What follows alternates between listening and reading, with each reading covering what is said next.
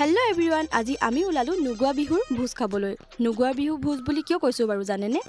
এইবাৰ প্ৰথমবাৰৰ বাবে আমাৰ গাঁৱৰ বোৱাৰীসকলে জেং বিহু গাইছিল আৰু তেওঁলোকৰ লগত ভোজ খাবলৈ আমাক বুলিয়ে নহয়, আমাৰ গাঁৱৰ প্ৰত্যেক ঘৰতে মাতিছে তেওঁলোকৰ লগত ভোজ খাবলৈ বুলি। আৰু এয়া আমি পালোহি, আহিয়ে দেখিলোঁ যে ভাইটি তিনিটাই বৰ ধুনীয়াকৈ ঢোল বজাই আছিল আৰু সিহঁতৰ ঢোলৰ চেৱত নাচি আছিল বৌসকলেও।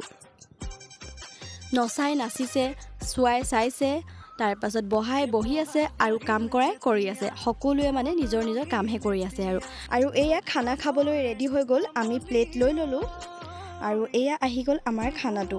খানা আছিলে মাছ, মাংস, ডাল আৰু কেইবাখনো চব্জি আছিলে। কি আছিলে মই পাহৰিয়ে গ'লোঁ। প্ৰথমতে তেওঁলোকে আমাকে খাব দিলে, মানে আমাৰ গাঁৱৰ জীয়ৰীসকলক। তাৰপাছতহে তেওঁলোকেও খালে আৰু মোৰ কাম থকাৰ কাৰণে মই সোনকালে তাৰ পৰা গুচিও আহিবলগীয়া হ'ল। আৰু আজিলৈ মোৰ ভিডিঅ'টো ইমানে। অহা ভিডিঅ'ত মই আপোনালোকক আকৌ লগ পাম।